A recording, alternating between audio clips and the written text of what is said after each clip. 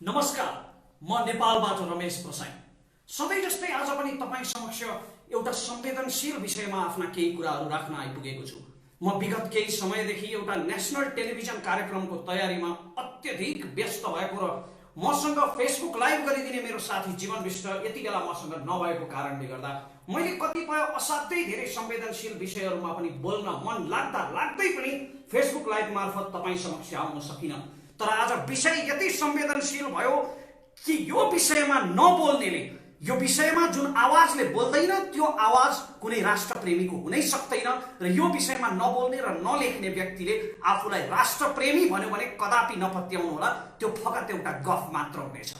प्रसङ्ग हो नेपाल विद्युत प्राधिकरणका हालै कार्यकाल समाप्त भएका सिइओ कुलमान घिसिङको।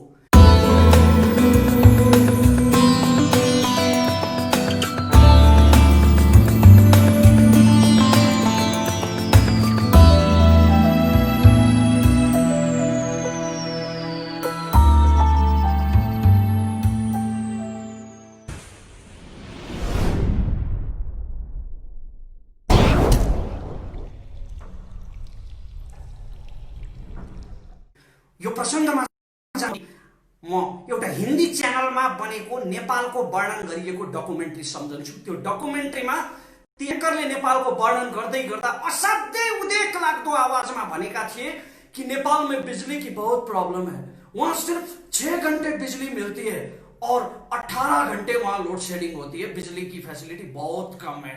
सोच्नुहोस् त एकचोटि, यो डकुमेन्ट्री मैले 6-7 वर्ष अघि हेरेको। सोचौँ त, यदि नेपाल नभएर त्यो कुनै अर्को देश भइदिएको भए र तपाईँ हामीले त्यो देशको बारेमा सुनेको भए 24 घण्टामा 18 घण्टा बिजुली जाने त्यो देश विश्वको 8औं आश्चर्य होइन र? एकचोटि ती दिनहरू सम्झिनुहोस् त।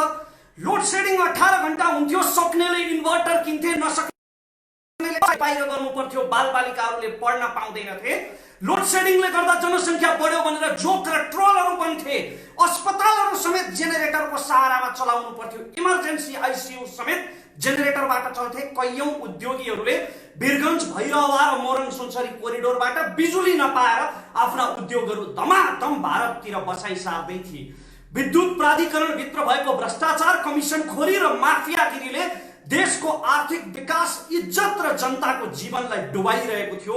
त्यति नै बेला कुनै नेपाली चलचित्रमा गुण्डाले किडन्याप गरेर इज्जत लुट्न लागेकी नायिकाको इज्जत बचाउन राजेश दाईको एन्ट्री भए जस्तो भ्रष्टहरूले, कमिसन खोरहरूले बिटुल्याएको नर्क जस्तो विद्युत प्राधिकरणमा कुलमान घिसिङको उदय भयो र कुलमान घिसिङले विद्युत प्राधिकरणको नेतृत्व पाए। कुलमानले नेपाललाई स्विट्जरल्यान्ड बनाइदिन्छु भन्ने कुनै बतासे गफ हाँकेनन्। अब गरिबका दिन सर्लक्कै फिर्छन्, यो देशको काया पलट हुन्छ भनेर कुनै झुटा र अपराधी घोषणा पत्र छापेनन्। उनले केवल आफ्नो काम इमानदारीपूर्वक गरे, आफ्नो कर्तव्य इमानदारीपूर्वक निभाए र आज हेर्नुहोस् 4 वर्षमा काया पलट भयो। उनले तपाईलाई र मलाई 24 घण्टा उज्यालो दिलाए। कन्फ्युज नहुनु होला, मेरा यी आँखाहरूले अरू केही नदेखे पनि ईश्वरको कृपाले उज्यालो अँध्यारो छुट्याउँछन्। त्यसकारण कुलमानले दिलाएको त्यो 24 घण्टाको उज्यालो मैले पनि देखेको छु, देख्छु। अनि यस्ता कर्मनिष्ठ कर्मचारीलाई, यति राष्ट्रभक्त कर्मचारीलाई कार्यकाल थपेर पुरस्कृत गर्नुपर्नेमा जब कुलमान घिसिङको फाइलमा कार्यकाल समाप्त भनेर लेखियो, त्यहाँनिर सत्ता र सरकारको नियत धमिलो देखियो। एक थरी आवाजहरू सुनिए, हल्लाहरू सुनिएका छन् कि प्रधानमन्त्री केपी ओली कुलमान घिसिङलाई पुनर्बहाली गर्न चाहनुहुन्छ, तर उहाँलाई वरिपरिको दबाब छ अरे। कसको दबाब छ सरकार? कुलमान हुन्जेलसम्म उनको कारणले विद्युतका ठेक्काबाट कमिसन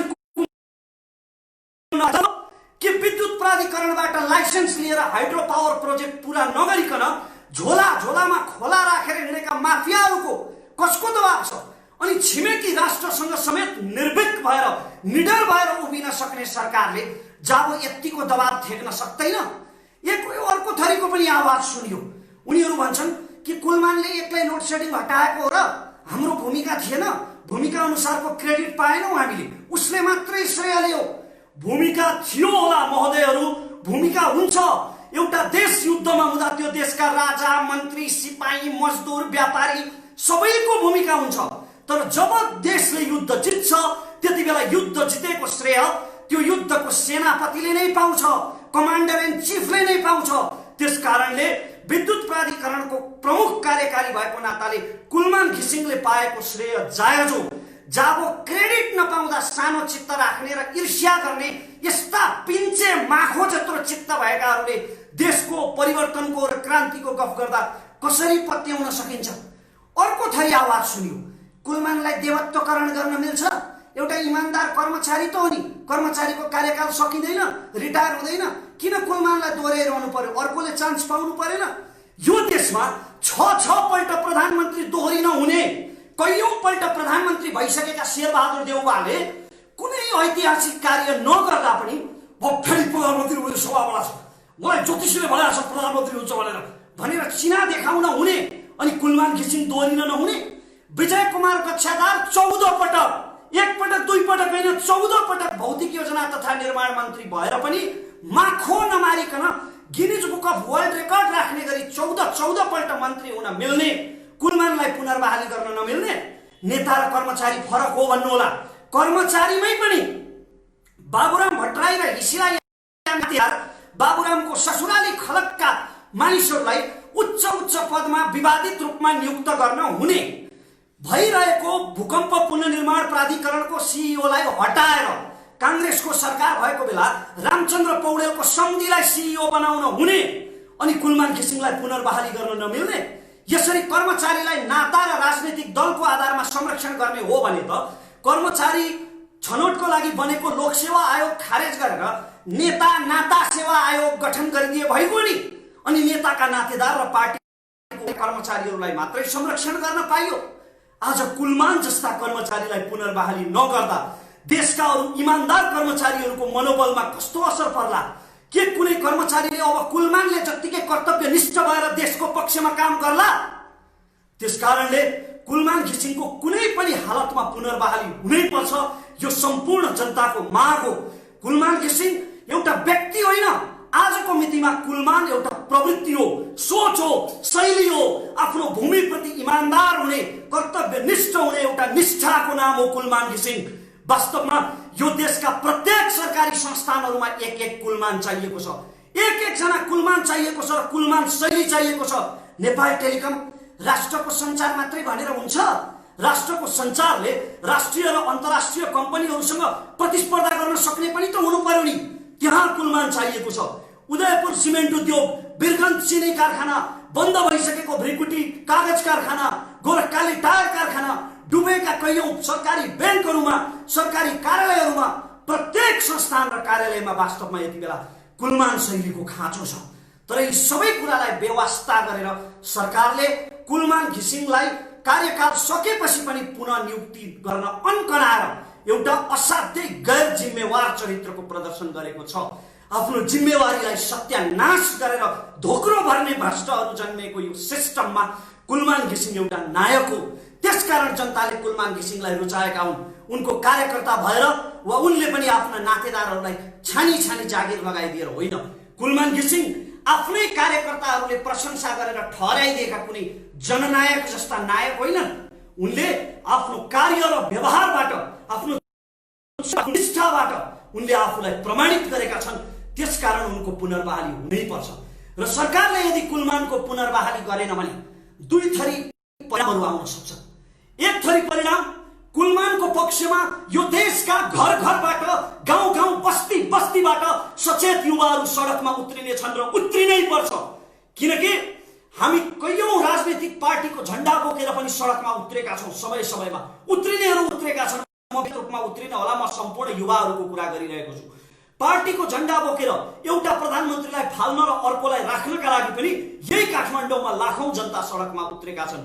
त्यसकारण कुलमान घिसिङ जस्तो एउटा उदाहरणलाई मर्न नदिनका निम्ति, त्यो हौसलालाई अरू सम्पूर्ण कर्मचारीहरूमा पनि कायम गर्नका निम्ति यति बेला कुलमानको पक्षमा सचेत युवाहरू सडकमा उत्रनै पर्छ।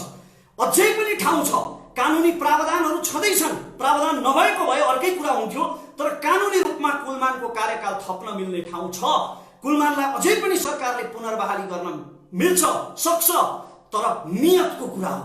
र सरकारले यदि सही नियत देखाएन भने, यदि सरकारले कुलमान घिसिङलाई पुनर्बहाली गरेन भने, पुनः कार्यकाल थपेन भने यो देशका सचेत युवाहरू एकपटक एउटा देशभक्त कर्मचारीको समर्थनमा उनले 24 घण्टा उज्यालो दिलाएर सारा देशलाई लगाएको ऋण तिर्नका लागि सडकमा उत्रनेछन्। र त्यस्तो अवस्था आयो भने सडकमा उत्रेर कुलमान घिसिङको पक्षमा नारा लगाउने त्यो भिडमा एउटा अनुहार मेरो पनि हुनेछ र मेरो नारा हुनेछ 24 घण्टै लाइन्छ, कुलमान घिसिङ चाहिन्छ।